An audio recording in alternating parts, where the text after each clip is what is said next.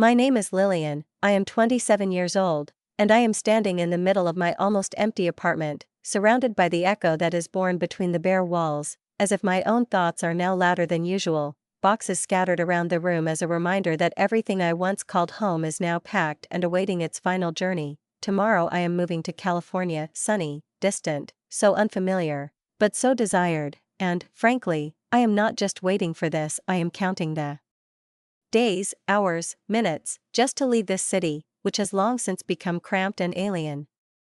Lillian, where do you want me to put these books? Sarah's voice was heard from the depths of the apartment, and a moment later she appeared on the threshold, swaying under the weight of the box, which, judging by her tense face, was clearly beyond her strength. Sarah is one of the few who remained nearby, who knew a little more than the rest. Just leave it by the door, I say, wiping my hands on an old t-shirt and standing up to take the box from her. I'm planning on selling most of them anyway. And before we continue, write in the comments from which city you are watching this video. Enjoy watching. I reach for the tape, sealing another chapter of this life with duct tape, as if I could truly seal the past so it wouldn't get out. The box clicks under my fingers, the glue holding the cardboard together securely, and I sigh, not from exhaustion but from the feeling that something important is about to be left behind forever. Thank you for helping me through all of this, I say, not looking at them. The words come out automatically, but they're more than polite, they're my rock. No problem, Sarah says, sitting down on the old couch I'm not taking with me. It creaks under her weight, and there's something unsettling about the sound, a reminder of things that will be left behind. I still can't believe you're actually leaving, she continues, looking at me with the expression true friends give when they sense that you're leaving in more than just a physical way. Are you sure you don't want to tell your parents? She asks carefully, as if she already knows the answer, but hoping that I'll change my mind. I laugh, not the kind of laugh that brings relief, not the kind that hides joy, no, it's a bitter laugh, through clenched teeth, through years of unsaid things. Sarah, they don't even know where I live now. Tell me, why would I tell them that I'm moving to another state? Mike, our third musketeer, loyal and a little cynical, returns from the kitchen. So remind me again, he says, sitting down on the windowsill, why doesn't your family know about this? I don't answer right away, I just sink to the floor. There's nothing left where the dining room table used to be, almost everything is gone now, just me and the boxes and these two, my real people, my chosen ones. Because they never cared about my life, I say slowly, as if each word needs to be cut out from the inside, as if they still hurt, and I'm not saying that to be dramatic, I really didn't. Sarah and Mike exchange glances. Over the years, they've heard bits and pieces, torn out like missing pages from a book no one wanted to finish. I never told the whole story, the whole story. You see, when I was a kid, everything revolved around my brother David, I begin, and something forgotten, fragile, comes into my voice. He's 2 years older than me, and from day one, he was the golden child. I was 8 years old when I won the school science fair. I stood at the board, proud, shaking, with this fragile model of the solar system I had made myself, and my parents? They said, "That's great, honey," and almost immediately they switched over, discussing another goal David had scored, remembering how deftly he had gotten around the defense, how the coach had praised him in front of the whole team. I sat next to him, holding my diploma, which was still lying on the refrigerator among the receipts. At 12, I was trying my best, on a roll almost every semester, but they didn't seem to care, and when David got into the varsity football team, oh, they threw a party.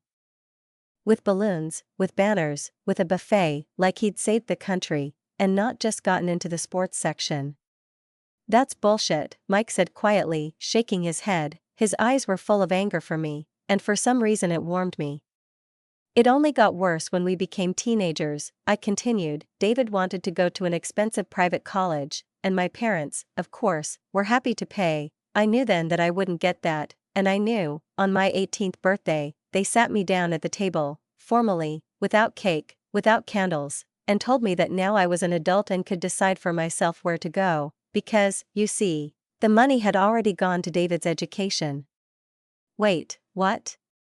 Sarah even sat up. They were serious? Yeah, I nodded. So I took matters into my own hands, got a full scholarship to study computer science, because it turns out I was good at it, moved into a dorm, got a part-time job to pay for everything else, and stopped talking to them almost entirely. I didn't get invited home for the holidays anymore, I added more quietly. Only once a year I get a text, "Happy birthday," and that's it. I stand up, stretching my back, and tape up another box, heavy as memories. The tape creaks, breaking the silence. After graduation, nothing changed, I say, feeling my voice grow firmer. I got a job at a software company, worked from home, saved up for a place to live. Meanwhile, my mother, do you know what she was doing?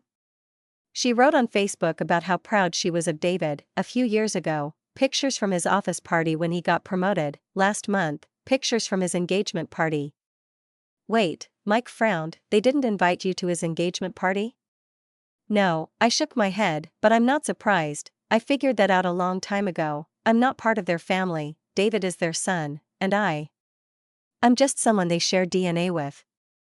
Sarah stood up silently, walked around the room, her footsteps echoing faintly in the emptiness, and suddenly she hugged me tightly, pressing her cheek to mine, and I felt her hands tremble slightly, not from the cold, but perhaps from some quiet, unspoken sadness. "I'm sorry, Lillian," she said, almost whispering, as if she was afraid that the words might break the fragile shell I had spent so long building around myself. "It really does suck," I chuckled, although the corners of my eyes prickled, not painfully, but a reminder that the feelings were still alive. "It's okay," I said, trying to sound confident. "I've been through all of this before. In fact, that's why I'm so excited about this move." I exhaled and looked out the window, where the evening was slowly falling behind the glass, as if covering the city for my last night here. I got an amazing offer from a tech company in Silicon Valley. The salary is almost double what I make now, and the work itself looks so interesting that sometimes I wake up in the morning and wonder if this is really happening to me.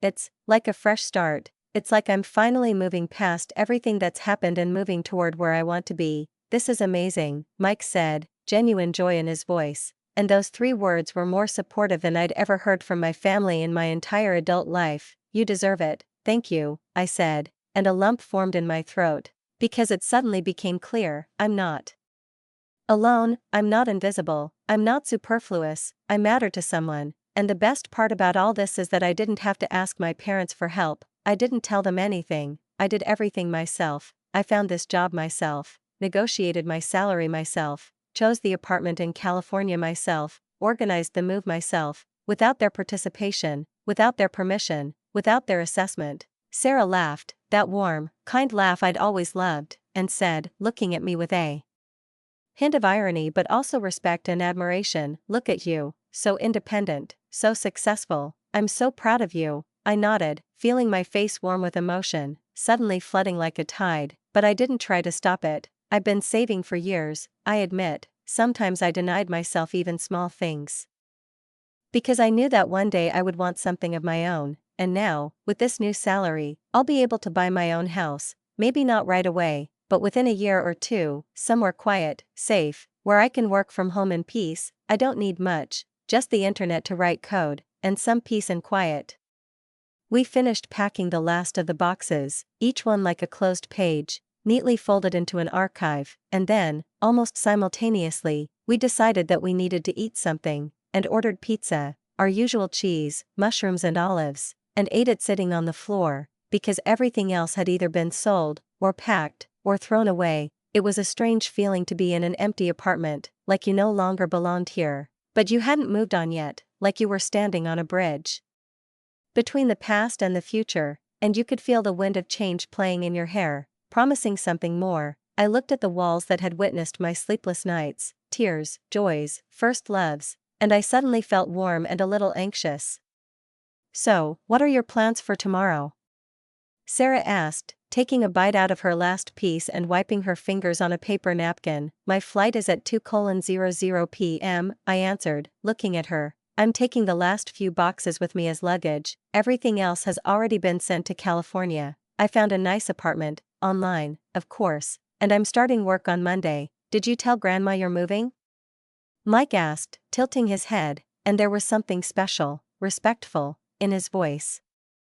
"Yes, I called her last week," I said, and my voice became softer. Because we were talking about the person whose love had been a rare light in my childhood. She's the only one in the family who actually cares. She wished me luck and made me promise to call her as soon as I got settled. She's my father's mother, and she was always different from everyone else. She really listened to me. She remembered little things that even I forgot. She was the one who helped me apply for a scholarship when my parents didn't even bother to ask. She was the one who called me first to congratulate me on my first job. She's basically the only person in my family I still talk to regularly. That's so sweet, Sarah said, her eyes shining with some kind of quiet, kind envy. I'm glad you have her. Me too, I whispered. She's almost 75, but she's still smart as hell. She sees right through my parents, but she's too polite to ever say anything outright, and yet, she's always been on my side. We finished the pizza and just sat there, looking at the half-empty room, at the evening light creeping through the blinds, and talked about California, about the new job, about how much I was going to miss them, and it was nice. These were real conversations, not out of politeness, not out of obligation, but out of love. These people, Sarah and Mike, they really care about me, they care about what's going on in my life. They rejoice in my victories, celebrate them with me, even if there are no balloons, cakes, or a buffet. I'll miss you guys, I said, and my voice trembled. We'll miss you too, Sarah said, but we'll stay in touch, always, and maybe we'll come visit you in California. I'd be happy to, I smiled. As soon as I buy a place, I'll definitely have a guest room, especially for you. When they left, I was alone in this almost soundless apartment. I sat on the floor, right where my bed used to be, and just sat there, listening to the water running through the pipes somewhere in the walls at night. Tomorrow I'm flying to California. Tomorrow I'm starting my new life. No family drama, no heavy feeling of being an outsider among family, no watching my parents fawn over David while ignoring my existence as if I were an extra line in their family annals. Now it's just me, my career, and my future. Everything will be fine. It's been 6 months since I left that old apartment, that old life, and everything that remained unspoken and unloved in it. Now I'm sitting in my new apartment in California, on a cozy balcony overlooking the hills bathed in soft evening light, and I have to admit, life is surprisingly good. Not just in the mundane sense, no, it's good in the deepest, most human sense of the word. When you open your eyes in the morning and don't want to bury yourself back under the covers out of fear, anxiety, or loneliness. Working at a tech company turned out to be even better than I could have imagined. Interesting challenges, clear goals, a boss who really sees my contribution and regularly thanks me, rather than forgetting to mention me when others do something. My colleagues are smart, lively, responsive. It's a pleasure to spend even lunch breaks with them, which for me, an introvert, is almost a feat. The salary is everything that was promised, and even more than I dared to hope for.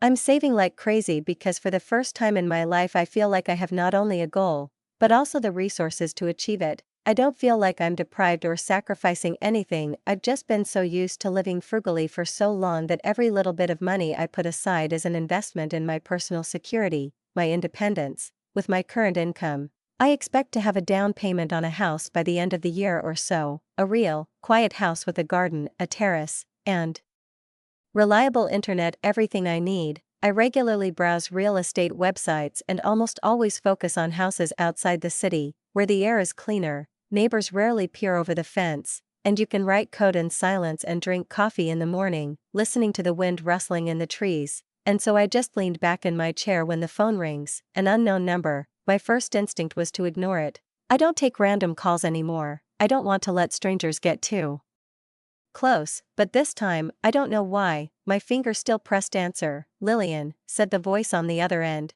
and I recognized it immediately, although it didn't sound surprised, happy, or excited. It sounded irritated. It was my father. I hadn't heard from him since I moved. In fact, I don't remember the last time he called me at all, maybe 5 years ago? You need to come home for dinner next Saturday, he said in a tone that brooked no argument. Not, how are you, Lillian, or we missed you. Just a statement, you have to. What dinner?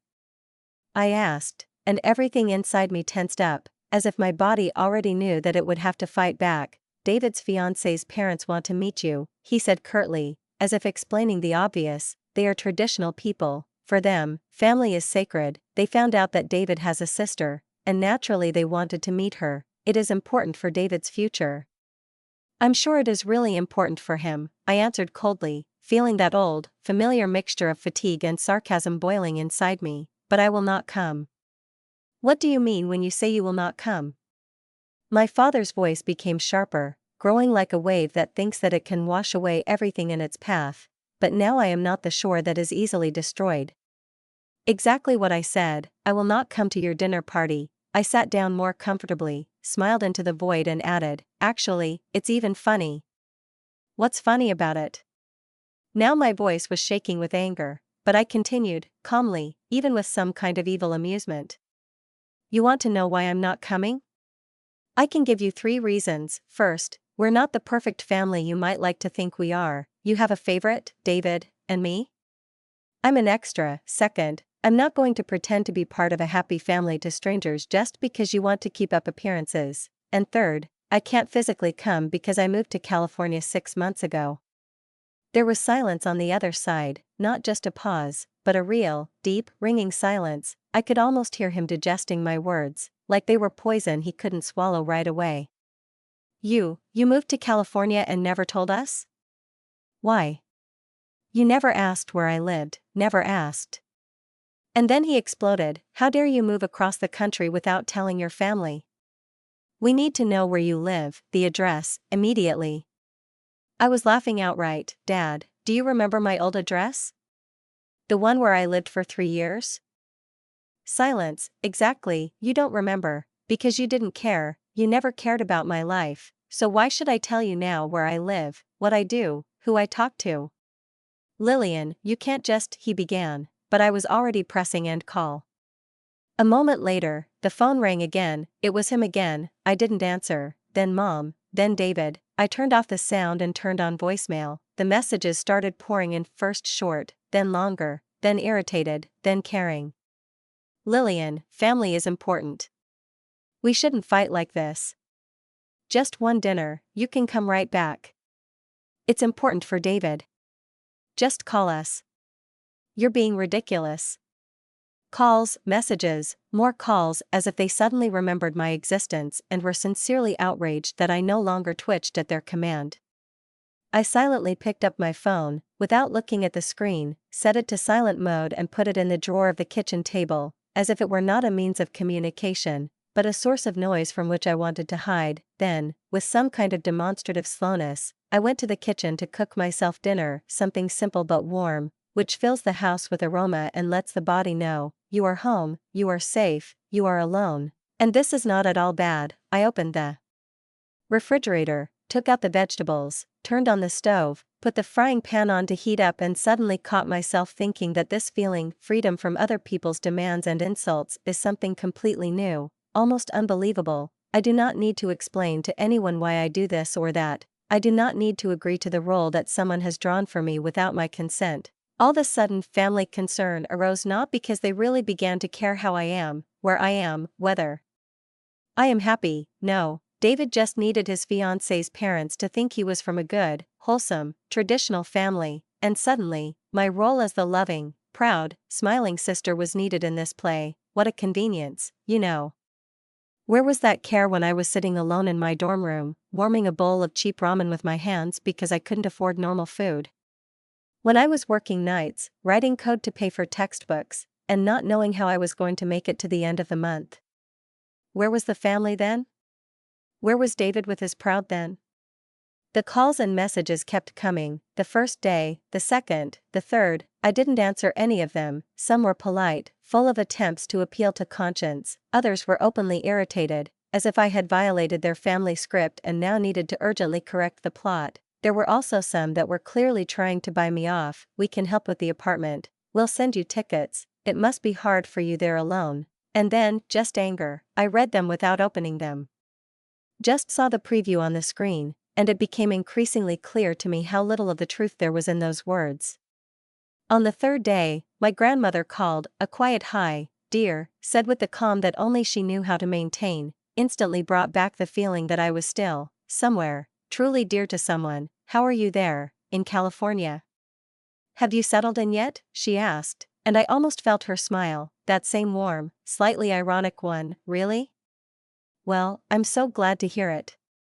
I sat on the edge of the bed, holding the phone to my ear with both hands. I really like it here, Grandma. I feel like this place is really mine, she exhaled. I'm so glad to hear it. Listen, your parents asked me to talk to you. I closed my eyes. Let me guess. They want you to convince me to come to dinner at David's. They are, she confirmed. But before you say anything, I want you to know that I'm not going to pressure you. I never have. I understand how things were between you. I know how you were treated. I saw it all. And honestly, I wouldn't have gone myself if I were you.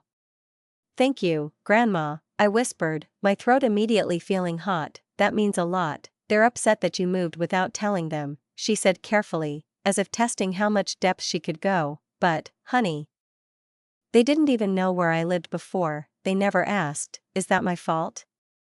Of course not, she answered firmly. I've watched your father pretend everything is okay for years, as if love on a schedule is normal. I've tried to talk to him, but he doesn't want to hear it. He thinks everything is okay because he decides it is. I appreciate you trying, I really do. Just know, she continued, you don't owe anyone anything. You're a grown woman, you're independent, you're successful. You have the right to live your life the way you see fit. If you're in pain, leave. If you're happy without them, be happy. I support you.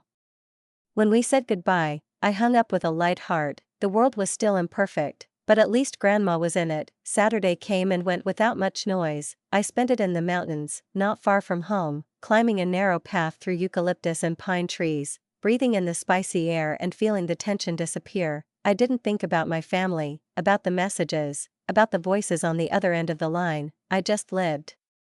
But on Sunday morning the phone rang again. Lillian, my father began, and his voice was not so much tired as strained, as if he were playing a role he did not like. We told David and his family that you were ill. That's why you didn't come to dinner. Okay, I said, the wedding is in a month, you have to be there. I'm not coming, I said calmly, not defiantly, but with confidence. Lillian, it's your brother's wedding, you have to. No, you don't have to. A pause, then a threat. If you don't come, if you don't prove yourself to the bride's family, I will disinherit you. I will break off all contact with you. I almost dropped the phone. I laughed, loudly, heartily, as I hadn't laughed for a long time. You're going to disinherit me, Dad? I said through my laughter, I make more than you, Mom, and David combined. I don't need your money. There was silence, the kind when the person on the other end of the line realizes that all the weapons in their arsenal are fake. Is it true? He asked finally, about your salary? If you'd ever taken an interest in my life, you'd know that I work for a major tech company, that I'm a valued professional, that I live well, on my own, without you. And then his voice changed. It became soft, almost gentle. Lillian, we've always been proud of you. We just want you to come home, for everything to be like before.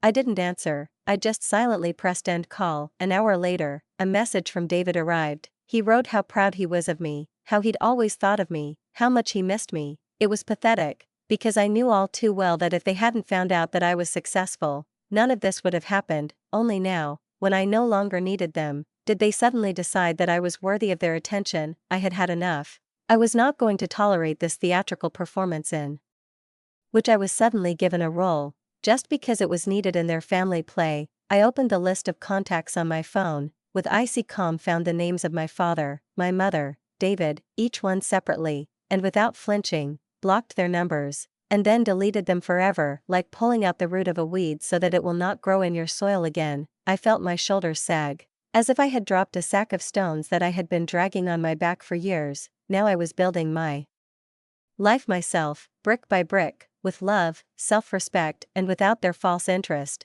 without the eternal disappointed sighs, without the cold that hung between us even in the warmest rooms. I was no longer a participant in their drama. I stepped out of the script, and the door slammed behind me. A month passed, and, frankly, it was the quietest, most peaceful, most real month in many years. No unexpected calls, no manipulations, no guilt that, like rust, ate away from within. Just me, my work. Morning coffee on the balcony, long walks along the embankment, new acquaintances, fresh projects, and this feeling that I finally belonged to myself. During lunch breaks, as if on schedule, I opened my laptop and looked at houses, neat, cozy, in green areas about an hour's drive from San Jose, with gardens in which you want to plant roses and put a hammock. I liked the very idea of living somewhere where the silence is not disturbed by shouting, demands, or comparisons, and even though I don't have children, the thought that there are good schools nearby somehow warmed my soul. Stability, roots, a simple life where I decide what's important. On Sunday afternoon, the phone rang. I looked at the screen, Grandma, and my heart warmed involuntarily. "Hello, dear." Her voice was the same as always, even, kind, and a little tired, like people who know a lot, but do not always say it out loud. "How are you?" "Very well," I answered, and it was the truth. "I'm looking online at home. I think I found a few that I want to see in person." "That's wonderful, Lillian." She was happy. "I was just about to tell you about this. I have a couple of photos that I'll send you now." "Oh, good. How did it go?" I knew what I was asking. Grandma did not pretend not to understand. "It was tense," she said with a pause. "Your parents were not happy about your absence. They kept making up excuses for why you weren't there, and to be honest, it was ridiculous." "What excuses?"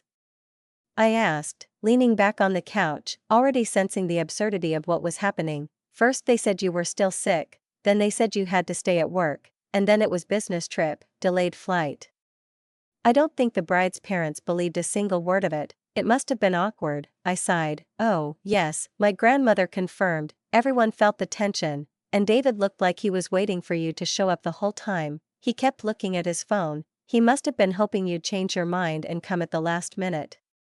"Well, that's not my problem," I said, and I heard my voice grow a little colder. "No, it's not yours," she agreed, "but, Lillian, there's something else you need to know. A few days before the wedding, the bride's parents had a very unpleasant conversation with your parents." I was wary. "What conversation?"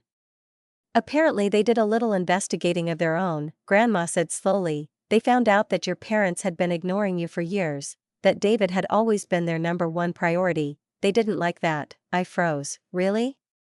They said that out loud?"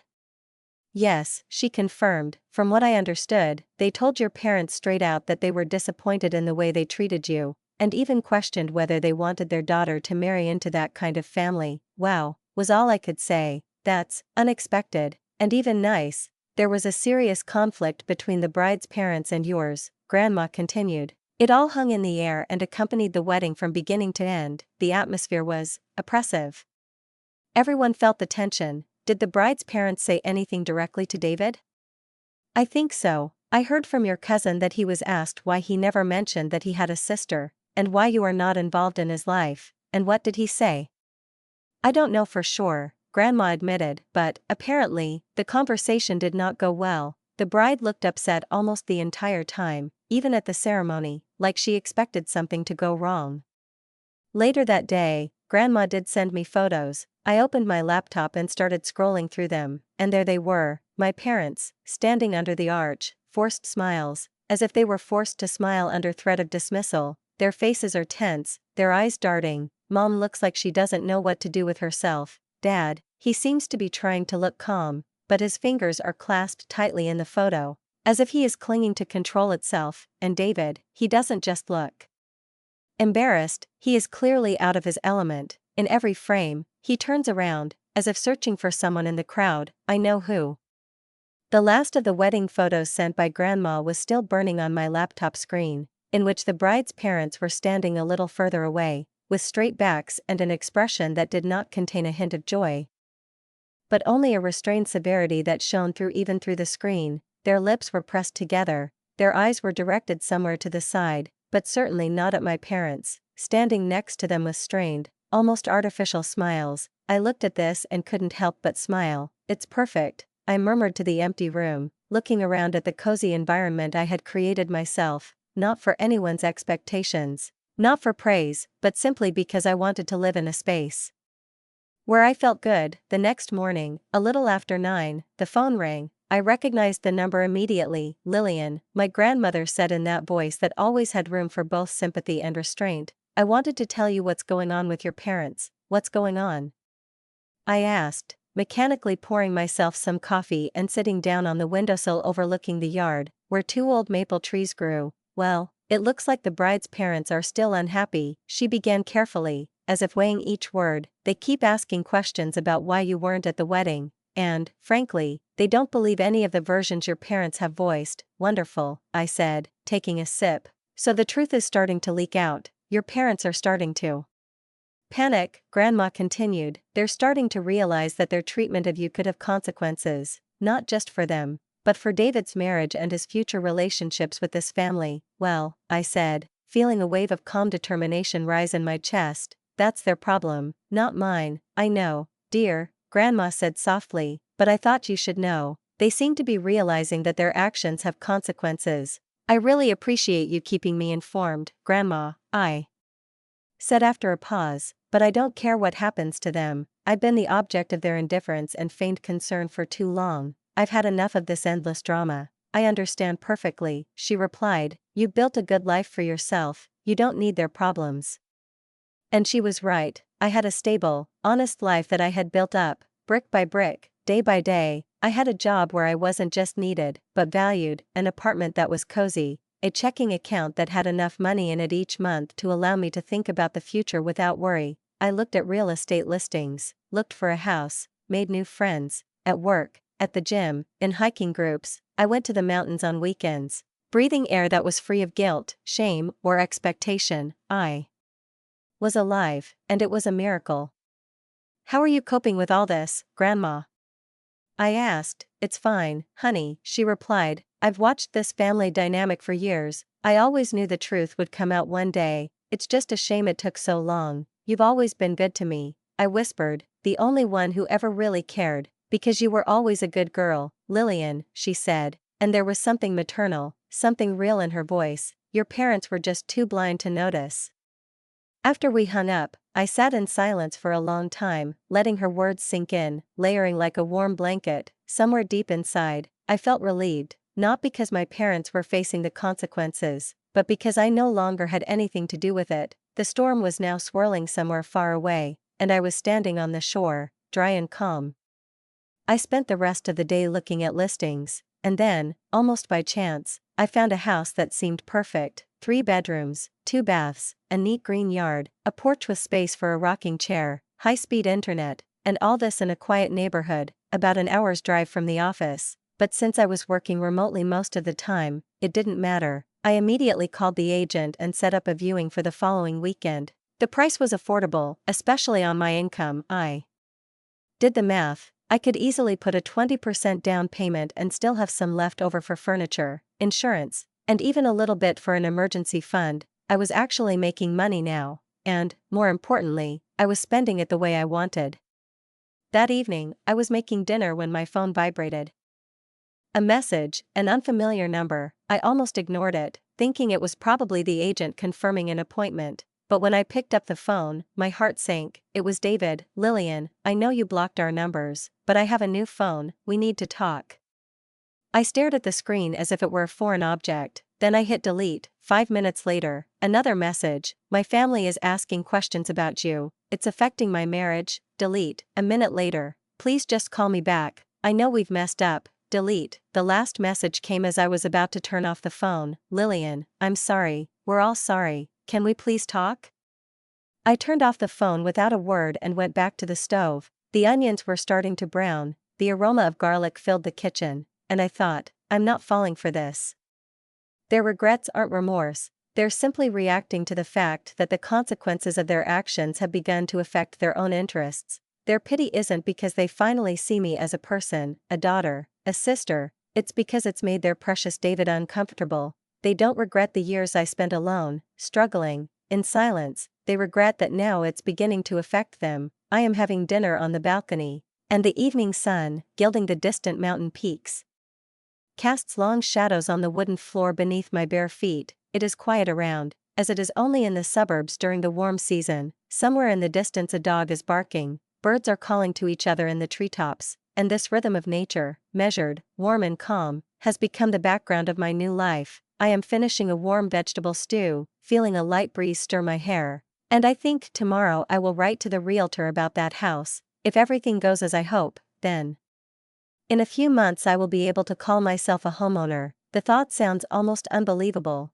but at the same time so mundane, so adult. Exactly a year has passed since the moment I left my old apartment, closed the door without regret and got on a plane to California. Today I stand in the kitchen of my own home, not a rented corner, not a temporary home, but a real one, with the keys in my pocket. With my name on the documents, my home. Sometimes I still can't believe that this is not a dream, not an accident, but the result of everything I've lived through, decided, defended. 3 bedrooms, 2 bathrooms, a neat yard where apricots and pomegranates bloom, and the internet that works better than anywhere else. I turn on the coffee maker, inhaling the familiar aroma of morning routine, when the phone rings. Grandma. Hello, Grandma, how are you? I ask, smiling, even before she has a chance to say anything. I'm fine, dear, she replies with the warmth that always envelopes you like a blanket on a cool evening. How do you like the new house? It's perfect, I answer sincerely. I love it here. I have my own office. I can work from home whenever I want. The neighborhood is quiet. The neighbors are wonderful. I'm so happy for you, Lillian, she says. And there's no trace of envy in her voice, only pride. You really deserve all this. Thank you. Sometimes I still can't believe that this is happening to me. I'm 28, and I already own a house. And I feel like it's just the beginning. You can be proud of yourself. You've come a long way, and you did it yourself. I'm so proud of you. There's a moment of silence, and I feel something in her voice change. Are you planning on staying here for a long time? Maybe forever? Yeah, I think so. I'm happy here. What about you? I have some news about my family, if you want. I sit down at the kitchen table, cupping my coffee mug in my hands. Sure, I guess, go ahead. Things aren't going well with David, she begins slowly. The bride's parents still haven't forgiven you for not being at the wedding. They keep coming back to that conversation, and frankly, it's stressful. I suppose David feels sorry now? I say with a slight grin, maybe. And, your parents are still trying to figure out how to contact you. They've been asking everyone if they have your address or number. I hope no one gives it to them. Of course not, she assures me. I told everyone you deserve privacy, and if you want to talk, you'll find a way. Thank you, Grandma, it means a lot to me. Your father calls me every couple of weeks, asking me to convince you to come, and what do you tell him? That it's none of my business, that you're an adult and you decide how to build your own life. He says he misses you, that he wants to fix everything, but then he always mentions how successful you are, how proud they are of you now. So they still don't understand. No, they don't understand, dear. They're sure it's about the success, the money. They still haven't realized that it's not about who you've become, but about how they've treated you all these years. They still don't know the difference. After our conversation, I walk slowly through the house. In the living room, there's a soft sofa, the very one I chose myself, thinking of Sarah curling up on it with a book. There's a TV. And on the wall is a landscape of the ocean, my first canvas, bought not on sale, but because I really liked it. In the office there is a neat desk, a lamp, a couple of plants, a shelf of books, and a quiet place where it is easy to think. The guest room is ready, fresh linens, a small bouquet on the nightstand, waiting for Sarah and Mike, who are arriving next month. I think about my grandmother's words. A year ago, I might have been worried, I would have been tormented by guilt. I would have been shaking with anxiety, but now nothing, no anger, no resentment, no longing, just an even calm. I made the right choice when I moved, when I ended everything, without their pressure, without trying to please, without the constant lack of love. My life became cleaner, clearer, happier, and it was right. Late in the evening, when the sky in the west played with orange and pink hues, and I sat on the back porch with a cup of tea, enjoying the last warm rays, my phone vibrated. I glanced at the screen, a message, a new number. Lillian, it's Mom, I have a new number. Please call me, we need to talk. I stare at the message for a long moment, not with surprise or alarm, but with the quiet clarity that comes when you've made up your mind. Lillian, it's Mom, I have a new number. Please call me, we need to talk. No apology, no admission of guilt, just another request, a demand, a soft one, wrapped in politeness, but still a demand. I silently press delete and place the phone on the table next to the empty cup. 2 hours pass, another message. Lillian, I know you've been getting these messages. Your father and I know we've made mistakes. We want to make things right. I feel nothing but mild boredom. Delete. Another one follows. We're proud of what you've accomplished. We should have been different parents. Delete. Please give us a chance to explain. Delete. Then comes the final chord. As always with drama, David's marriage is in jeopardy because of all this. You are our daughter. We love you. I can't help but laugh out loud, loudly. as if someone had told a particularly ridiculous joke. Then, still calmly, I delete this message too. The messages keep coming over the next few days: my mother, my father, David, some cousins I haven't seen in 15 years, they all start texting me, as if on cue, trying different approaches, like they're playing some long-forgotten game, first trying to make me feel guilty, then bribing me with praise, then appealing to family loyalty, and some even resorting to subtle, thinly veiled threats, but I don't respond. I'm not joining their theater, I'm not reaching for the role they're trying so hard to force on me. I've had enough. I block each new number as soon as it appears. Soon I'm changing my phone number, sharing it only with people who are truly important to me. I check my privacy settings, make sure my address isn't listed anywhere online, and I feel the air around me getting cleaner. A month passes. I'm sitting at a large table in a restaurant with my colleagues, our usual Friday night after work. Easy conversation, laughter, glasses of wine, someone I've rarely interacted with before suddenly turns to me and asks, "Do you have any brothers or sisters?" I smile and, without a moment's hesitation, answer, "No, just me." "What about my parents?" She continues carefully. "They don't play a big role in my life anymore." "Oh, I'm sorry. That must be hard." "Actually," I say calmly, "it was the best decision I've ever made, and I mean that without exaggeration. I don't miss them, I don't care how they're doing, I don't feel guilty, I'm just living my life." 6 months later, I get a promotion, not just a raise. I'm now managing an entire team of developers. My boss tells me I'm one of the most brilliant programmers she's ever worked with, and the recognition is especially meaningful because I know how much work I put into myself. I celebrate my achievement however I want. I buy myself a new car, go on vacation to Japan, walk the streets of Tokyo with my camera, try street food, listen to the noise of the metropolis and feel free. I send my grandmother pictures from the roof of a skyscraper, from blooming gardens in Kyoto, from temples shrouded in fog. She calls back, "You're living your best life, honey," she says, and I hear her smile. "Really, Grandma, I've never been happier. That's all I ever wanted for you." "I know, thank you for always being there." When I get home, I find an envelope in my mailbox. There's no return address, but I recognize the handwriting instantly. A letter from my father. Somehow, he got my address.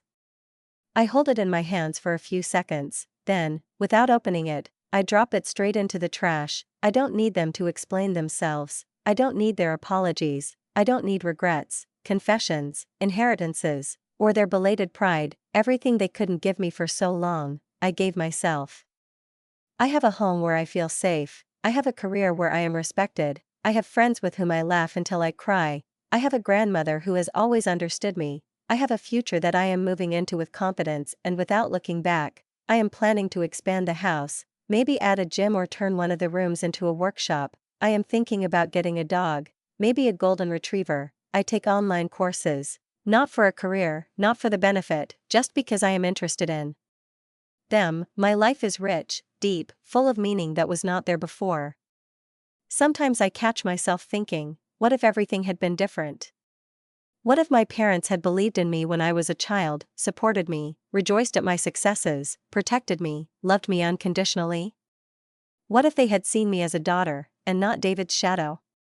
But then I realized that if they had been different, I might not have become who I am now. I would not have become the woman who earns her own money, makes her own decisions, chooses who to let into her life and who not. I would not be strong, I would not be free, I would not be myself, and that means I would not be happy. But I am happy.